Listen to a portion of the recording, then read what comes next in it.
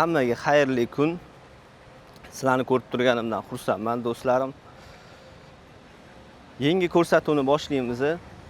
Bugungi manzilimiz juda ham qiziq joy. O'z kelishimdan o'zi maqsad ham shu joyga kirish edi. Chunki o'tgan yil kelganimda men bu joyga kirmaganman. Shu haqida do'stlarim ham so'rashgan.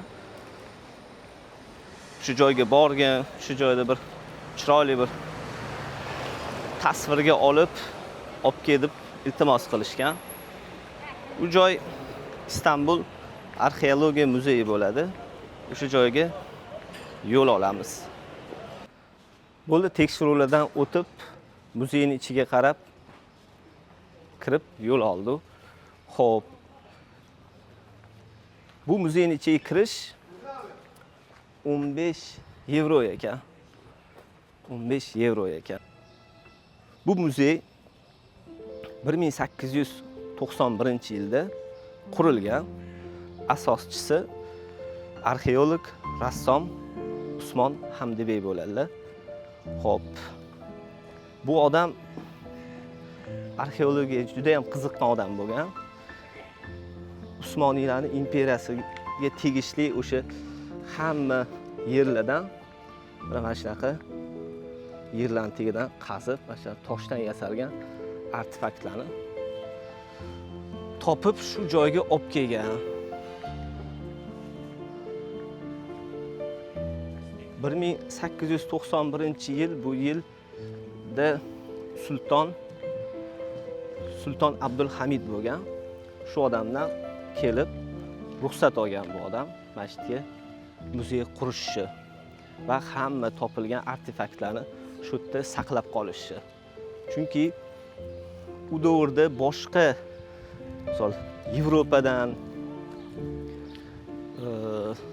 Fransiya, o'sha Germaniya, har xil davlatlardan arxeologlar kelib, mana shu artefaktlarni olib chiqib ketishgan. Misol uchun o'sha Louvre muzeyida ham imенно Usmoniylarni o'sha yerlariga tegishli artefaktlar juda ham ko'p. Shu davrda olib chiqib ketilib, shu muzeyga joylashtirilgan.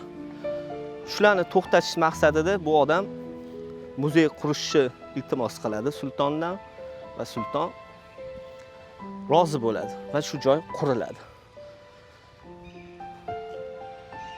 Mana yana bitta kolonnaning o'sha ustida turadigan qismi yaxli toshdan bu ham yasalgan. Shu Aya Sofiyada ham masjidning ichida ham kolonnalarning eng tepasida xuddi shunaqalar turadi. Bunga bitta ahamiyat beringlar. Bu yaxli tosh bu ham. Mana o'yib qaranglar, qo'lim kiryapti ichiga. Qo'lim. Qanaqa qilib buni orqa taraflarigacha mana o'yib olib tashab quruq masjidning o'zini qoldirishgan. Qaranglar.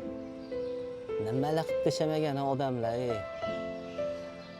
gap yo'q.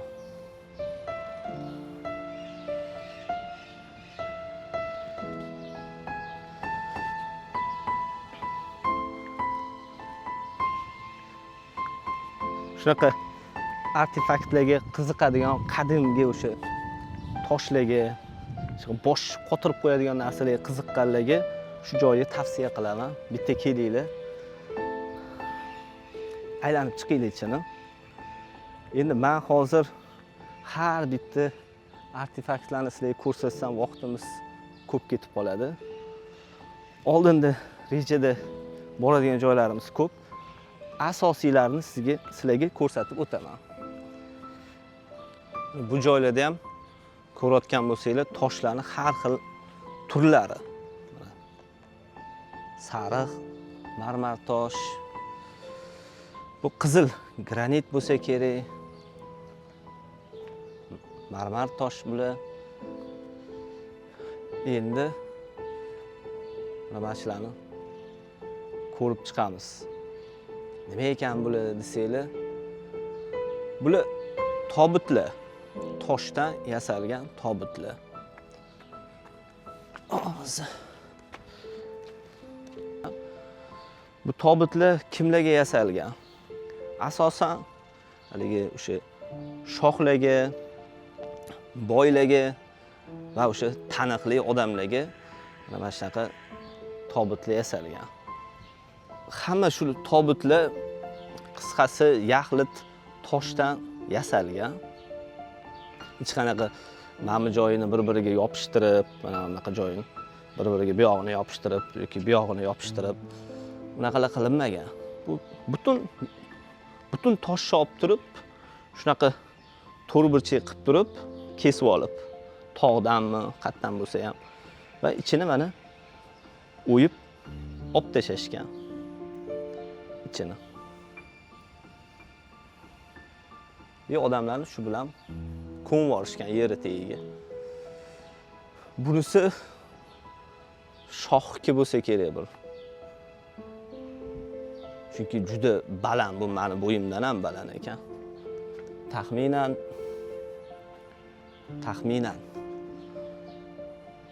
shu bordir bu. 2,5 metr bo'yi. Eniga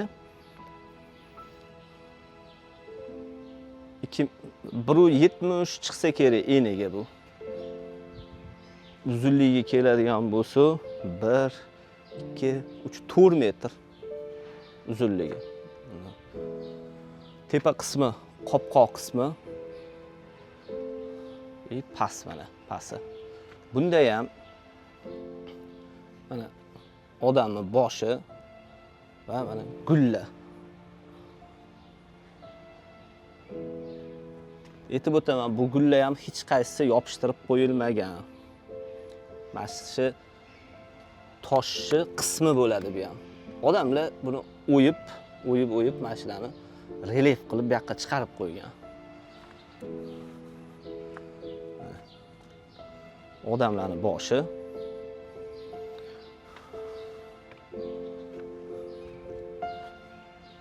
zo'rodan ko'rsatdik. Shu burchagiga ham odamning boshini qo'ygan va bu yog'iga ham ketgan.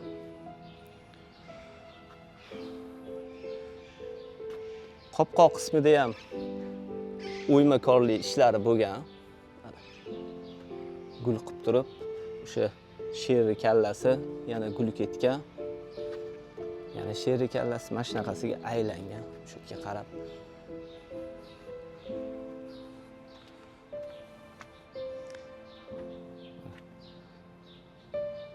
Shu o'ymakorlikni izlari turibdi, o'yilgani. Mana shu yerda.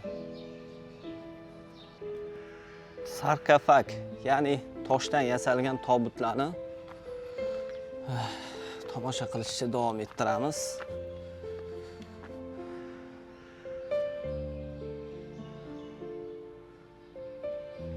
Endi mana bunisini bitta ko'ringlar.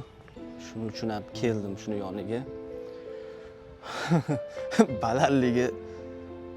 Balandligi qancha desa bo'ladi? 1, 2, 3 4 metr shuni balandligi.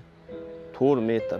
Mana shundan tepasigacha 4 metr tosh. Tosh turi porfir bo'lish kerak bu. Qizil tosh bu ham. Bu ham qattiq tosh hisoblanadi. Buni bu yoqdan o'tib ko'rsatmoqchi edim, o'ta olmas ekanmiz.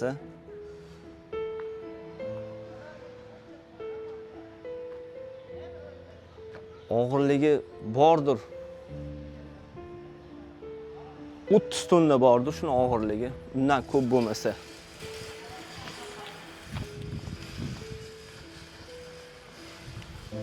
Mana qandoq.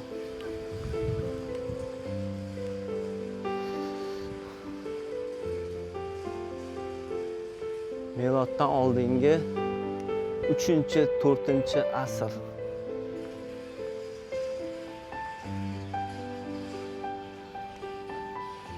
Shunaqa shoxlarni ichiga solib, endi nimaga bunaqa baquvvat qilib yasalgan bular? Sababi o'sha davrda shoxlar ko'proq o'zini o'sha qadrli bo'lgan shu boyliklari bilan birga ko'milgan. Ko'milgandan keyin odamlar shu boyligini o'g'irlamaslik maqsadida mana shunaqa og'ir tovutlarni yasashgan. Ko'rasizlar, qalinligi qandoq, toshchi. Ozgina joyini baribir uni sindirib, mana shu burchagini sindirishgan va o'g'rilar ichidagi boyliklarni o'g'irlab ketishgan bu odam. Yo'lini topishgan otishni. Qalinligini qaranglar. Taxminan mana shu toshchi qalinligi 1 2 3 40 santimetr. Shu tosh qalinligi. Mana ichi katta. Bemalol odam boyliklari sig'gan. Hali holvasi ichkarida bundan ham qiziqlari bor. Bu ko'chada kiraverishda saqlanayotganlari bular. Mana ko'chada, qorda, yomg'irda, quyoshda turaveradigan. Ichkarida lekin eng noyob qadrlilari ichkarida saqlanadi. Ichkariga qarab kiramiz.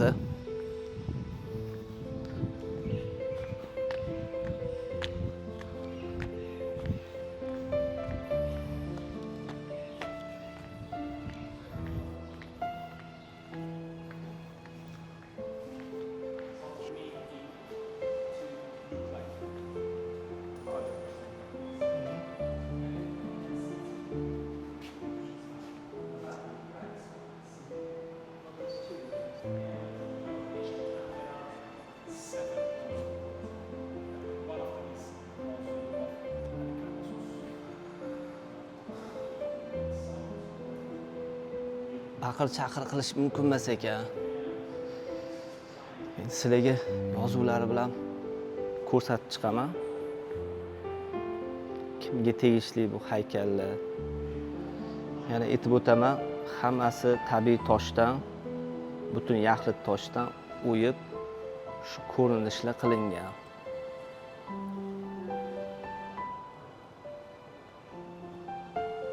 Miloddan oldingi 6-asr.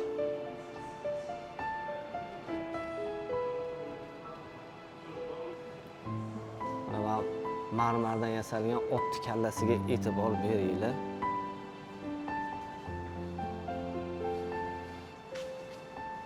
Tishlarigacha chiqarib qo'yishibdi ana. Yaxlit toshni olib, o'yib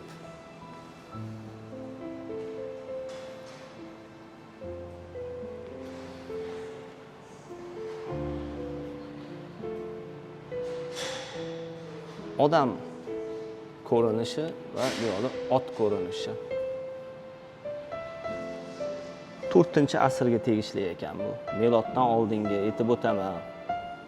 Bu yerda milodiy hech narsa yo'q. Hammasi miloddan oldingi tegishli artefaktlar, topilmalar bular. Yer tagida 2000 yillab yotgan narsalarni qazib olishgan.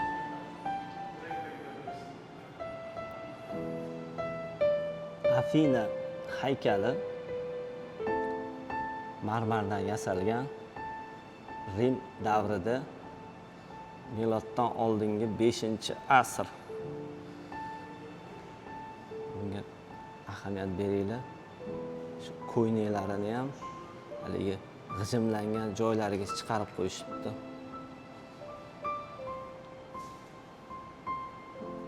Oyoqlarini tirnoqlarigacha bor.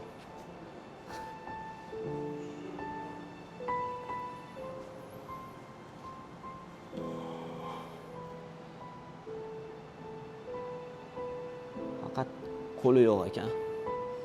Qo'li ham bo'lgan, mana teshigi bor. Masjidga ulangan.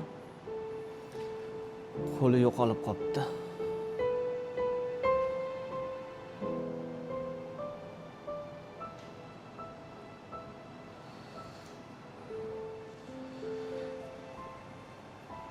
Bularni ko'rib hayron bo'lmanglar. Hali hayron qoladiganlarni hammasi oldinda tomosha qilishni davom ettiramiz.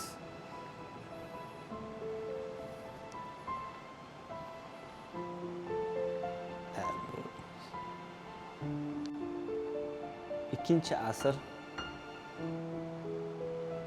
kallasi yo'q ekan erkak kishini haykali. Yirik, bo'yi taxminan 3 metrlar bor. Oyoqlaridagi oyoq kiyimlarigacha mana o'yib chiqarib qo'yishgan. Mana aytganimdek kattaroq ekan, mana oyog'i. Ahamiyat beringlar. Oyoq kiyimiga tirnoqlarigacha mana bor.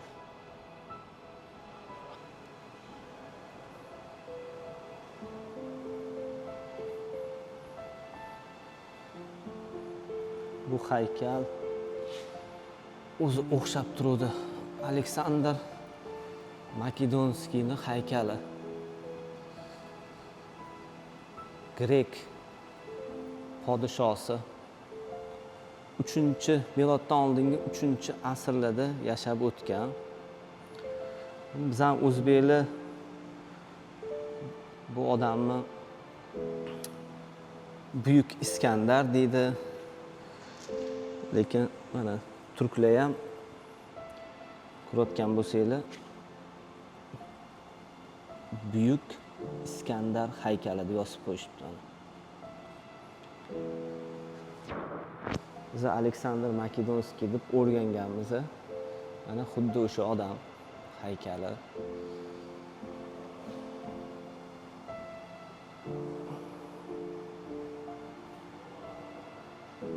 Haqiqiysi kopiya emas bu, haqiqiy haykali bo'ladi bu. Bu ham Buyuk Iskandar faqat bosh qismi ekan.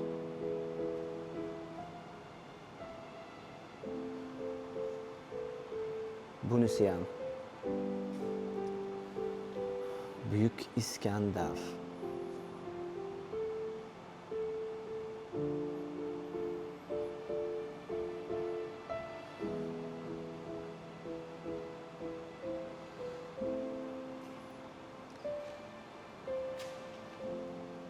Shu yupqa plastinka qilib olishganda tillalarni nima shunaqa boshiga o'sha taqadigan taqimchog'i bo'ladi. Bular faqat podsholarga tegishli bo'lgan. Sof tilla.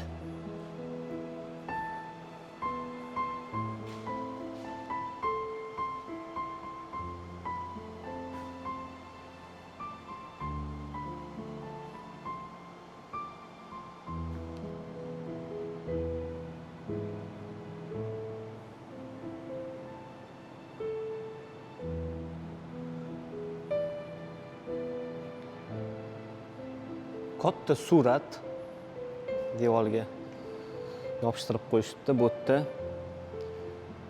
Aleksandr Makedonskiyning askarlari haligi nima deydi, mashq qilishyapti, jangdan oldingi mashqlar qilinayotgan ko'rinishi.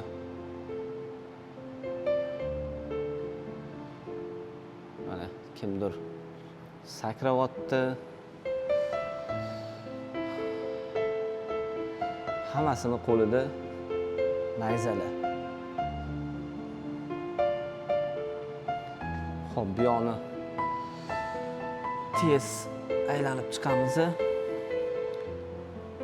Hammasi haykallar.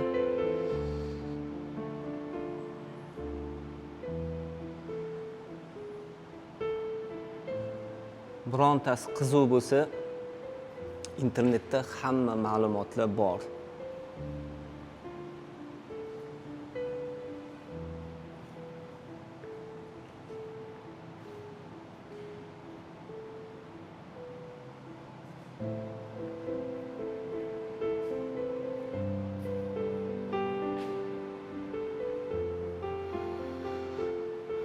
Yana yangi zal, kattakon.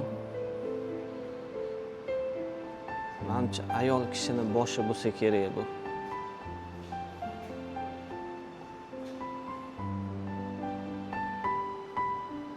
Ayol kishini boshi. Xo'p, bu yoqda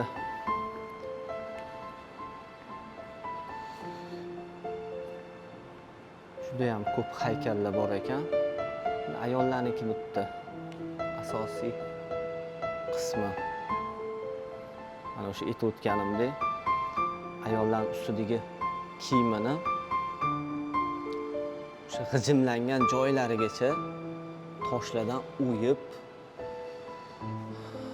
chiqarib qo'yishgan. Bu aniq marmar tosh. Ko'proq marmar tosh ishlatishgan, chunki oppoq. Shu sababdan hamchim marmar toshni bular tanlashgan. Rangi oqda uni. Toshni turlari ko'p. Oppoq qilmoqchi bo'lsa, faqatgina marmar tosh ishlatishgan. Ham qanaqadir marmar toshni o'yganda e'tibor bersanglar yaltillaydi-da. Chiroyli tosh bo'lgan bu.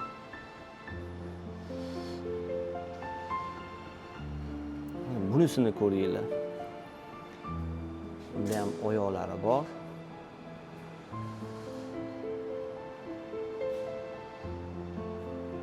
Bu yerda faqat bosh qismlar sal tezlashtirib ko'rib o'tib ketamiz. Har xil odamlar aytib o'taman, bu yerda oddiy odamlarning boshlari emas bular. Bular hammasi taniqli davlat arboblarining boshlari bo'ladi bular. O'zicha bitta haykal oddiy odam uchun yaralmagan hech qachon. Haykaltarosh faqatgina shohlarni shunaqa davlat arboblarinigina haykalini yaratgan.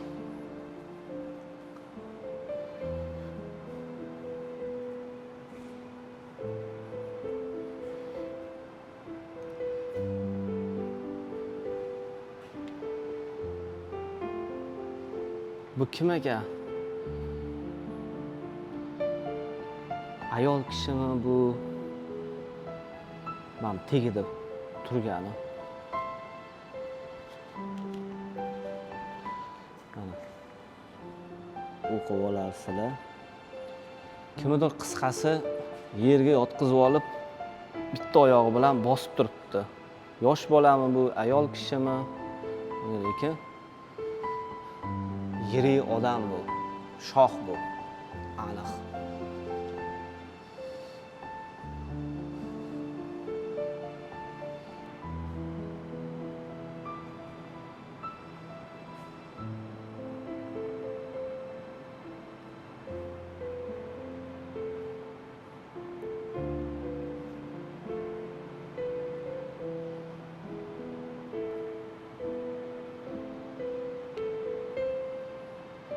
Kallasi yo'q ekan buni. Mana Zeus.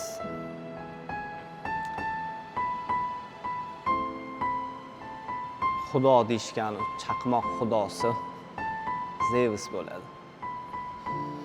Bahaybat juda ham katta. Bilmayman, qancha desam bo'lar ekan buni. Yirik tosh bu. Ayol kishi qo'lida bola va mevalar. Ko'rinishdagi haykal.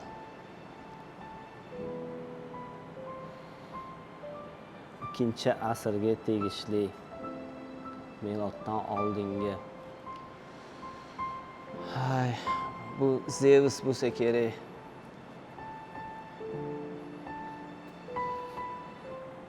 Buyuk Zeus, to'ppa-to'g'ri mana.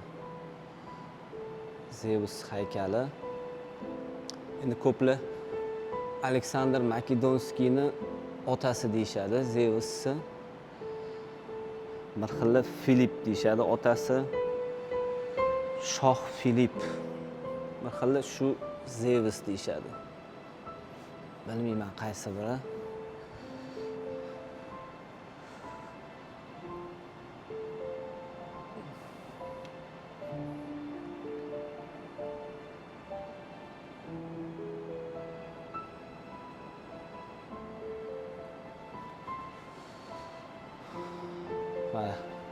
Rasmda ham Zeusni o'zi o'tiribdi. Yonida ayoli bilan. Bu yerda shu muzeyni asoschisi arxeolog Usmon Hamdibey haqida ham ozgina ma'lumotlar berib o'tilgan ekan. Mana ko'rishingiz mumkin. Usmon Hamdibey. O'zlarini ham haykallari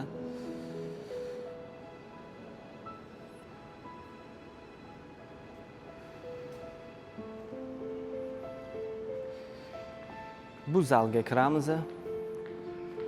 Sarkofag, bu ham toshdan yasalgan tobut. Tepa qismi, qopqoq qismi. Xo'p, buni balandligi keladigan bo'lsa, taxminan mana shu pasidan o'sha joyigacha 1,5 metrlar atrofida chiqadi. Uzunligi 3 metrdan oshiqroq taxminan. Marmar toshdan yasalgan.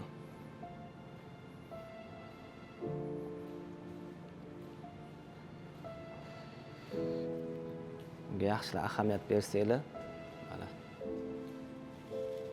bundan ham toshni o'yib, mana odamlarni haykalini bu yoqqa chiqarib qo'yishgan. Mana yonidan qarasanglar, mana shu tekis bo'lgan bo'lsa, ichini o'yib faqat odamlarni ko'rinishi qoldirilgan. Bu hammasi o'sha davrdagi haykal taroshlarni ishlari bo'ladi bular. Nima ishlar qilib tashashmagan. Bu tobutda o'zi asosan ichida o'sha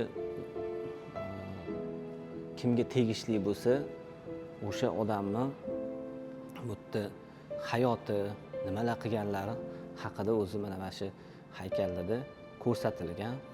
Mana hozir bu odam otda o'tirib olib, ov qilyapti. Panteranimi, mana bu kiyikmidi? U payti mana bu otdan yiqilib tushibdi. Hammasi ichida shuni ko'milgan odamni tarixi bu yerda o'yib, relief sifatida ko'rsatib qo'yilgan. Xo'p, eng asosiy bu yerda mashhur zalga kelyapmiz. Hozir shu zalni o'zi shuni ko'raman deb ham o'zi keldim shu yerga men. Ko'ringlar. Mana.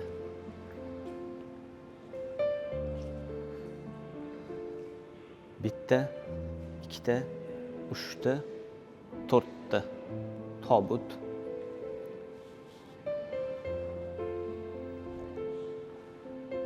Bu tobutlar 1881-yilda Livan Sidondan topilgan. Bitta, ikkita, uchta, to'rtta tobut.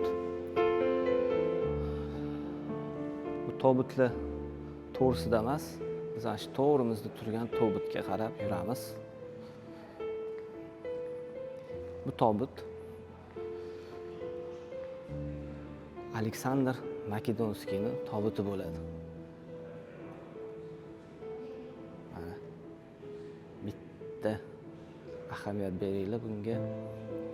Tobutda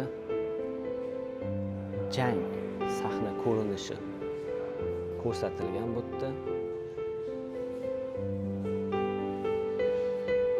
Bo'yi taxminan 2 metrdan oshiqroq. Uzunligiga keladigan bo'lsa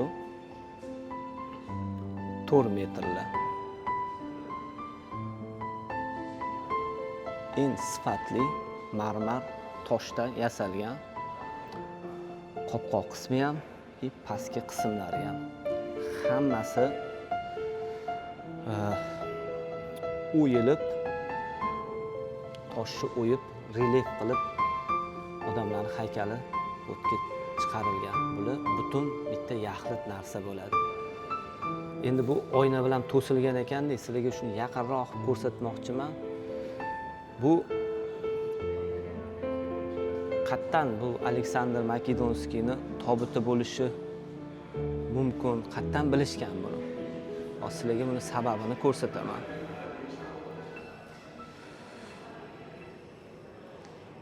Bu yerda jang sahnasi ko'rinishi. O'sha birinchi otni hozir yaqinlashtiraman sizlarga.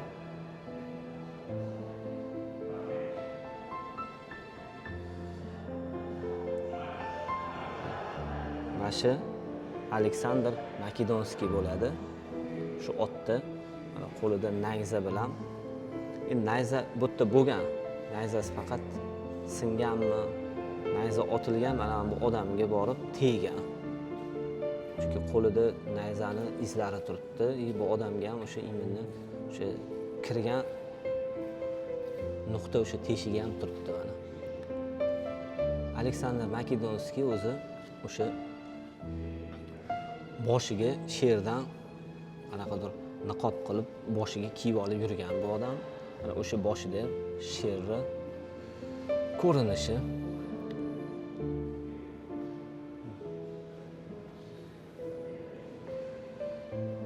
Jang bo'lyapti bu yoqda.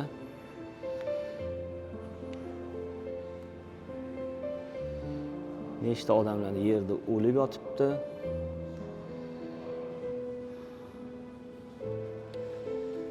Endi Aleksandr Makedonskiy bilasizlar, u shoh sarkarda bo'lgan.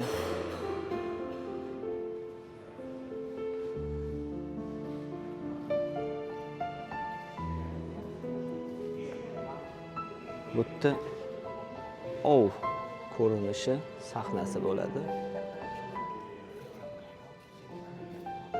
Ov qilishyapti.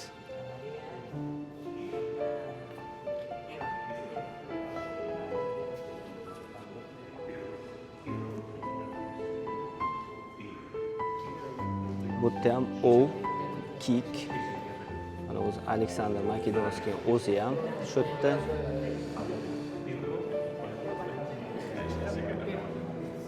Odamlar ko'p ekan, o'tib oling. Sherni ko'rsanglar, mana otga tashlanayotgan ko'rinishi. Pues que Alejandro es uno de los que sabemos que cuestiona, o sea, que crea su propia imagen. Mana mana shu sizlarga ko'rsataman. Mana mana shu Aleksandr Makedonskiy bo'ladi. O'zlari.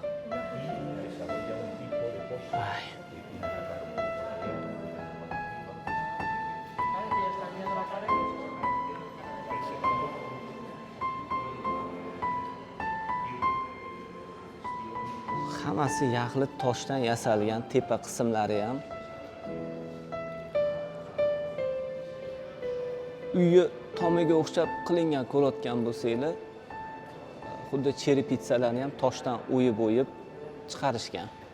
Mana sherni ham sherni tiligacha, tishigacha, har bitta tishini ham o'yib chiqarib qo'yishgan. Qopqon to'rtta chetida shunaqa sher. Xo'p, keyin ayol kishini mana boshi har qanchada bo'lishi mumkin? Bir qarich, bir 15 santimetrda, har 15 santimetrda ayol kishini boshini chiqarib qo'yishgan. Pastida qo'yi ham boshini ham chiqarib qo'yishibdi.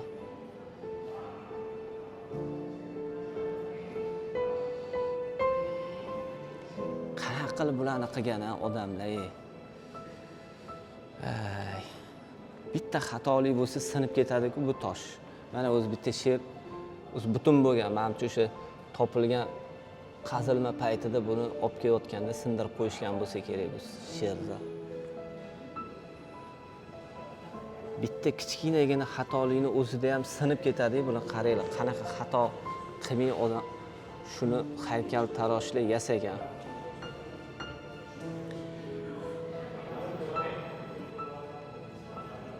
Rang-barangligini ko'rayotgan bo'lsanglar, endi bir xillarida ranglar saqlanib qolgan. O'zi bu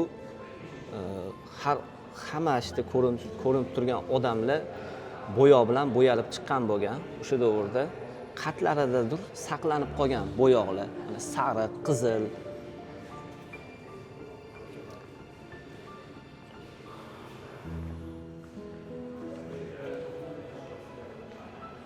Miloddan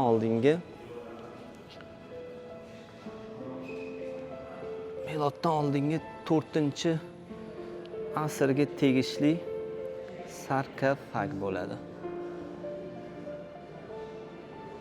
Sizlarga bu haqida mana bu yerda ham ma'lumot ko'rsataman.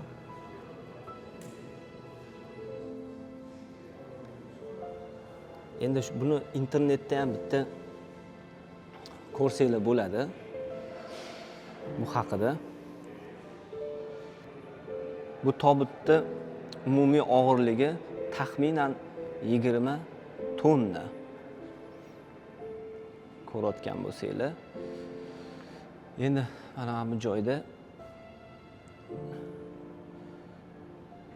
mana Usmon Hamdibey mana qo'li bilan ko'rsatib turgan odam. O'sha topilgan bu g'or bo'ladi. Bu g'or Sidonda, hozirgi Livandan bu tobut topilgan. Mana odamlar arqonga boylab,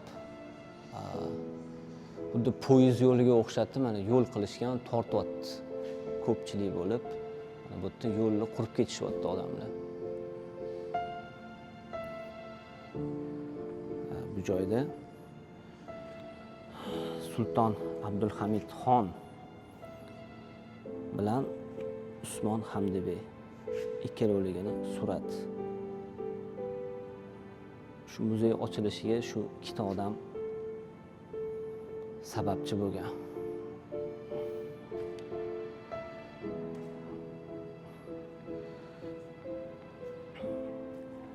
Bu mana shu orqamdagi tobut topilganda endi Germaniya imperatori, Fransiya imperatori bilishgan topilgani haqida-da. Sulton Abdulhamid Xonga kelib shu tobutni Aleksandr Makedonskiy tobutini sotishni iltimos qilishadi. Juda katta pul evaziga. O'zi Usmoniylar imperiyasini Yevropadan juda ham ko'p qarzi bo'ladi. Shunda ham Abdulhamid Xon, Sulton Abdulhamid Xon bu tobutni hech kimga sotmagan.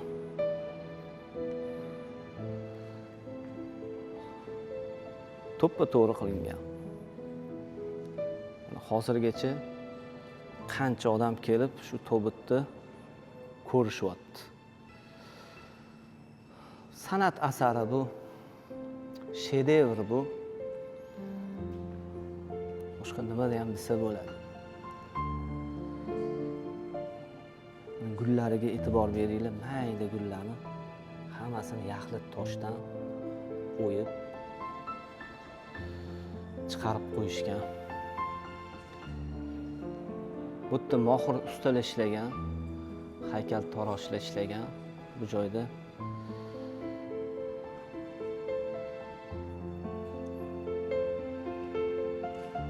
Hozirgi kunda toshni bunaqa o'yib, o'ymakorlik qiladigan ustalar bo'lsa kerak. Lekin yasolmaydi ular bu narsani. Sababi uni yasash uchun katta vaqt kerak bo'ladi. Endi hozirgi davr bilan u davrni tenglashtirib bo'lmaydi. Miloddan oldingi 3-4-asrlarga tegishli bu. U davrda mohir ustalarga boylik, uy-joy, mashina bunaqa narsalar kerak bo'lmagan. shoh buyruq bergan, mana shuni yasaysan deb. Ular 10 yil ketadimi, 15 yil ketadimi? Mana mashinani o'tirib kichkinagina o'sha ninaga o'xshagan ish qurollari bilan o'yib shu san'at asarini yasashgan. Hozirgi ustalarni sabr yetmaydi. Ularga pul kerak, boylik kerak, mashina kerak. Mana bu u davr odamlariga mana shunaqa shedevr san'at asari kerak bo'lgan.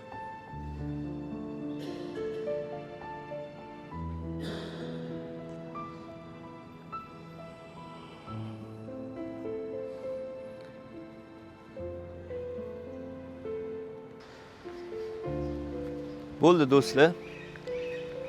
Istanbul arxeologiya muzeyiga bo'lgan sayohatimizni tugadi. Joydan chiqib ketdim. Endi keyingi manzilga qarab yo'l oldim. Do'stlar, kanalimga obuna bo'lmagan bo'lsanglar, obuna bo'lib qo'yinglar. Sayohat uchun asa kerakli ma'lumotlarni berib boraman. Faqat bu Istanbul haqida bo'lmaydi. Butun dunyoni aylanamiz birgalikda. Shuning uchun obuna bo'lmagan bo'lsanglar, obuna bo'lib qo'yinglar. Keyingi ko'rsatuvda ko'rishguncha sog' bo'linglar.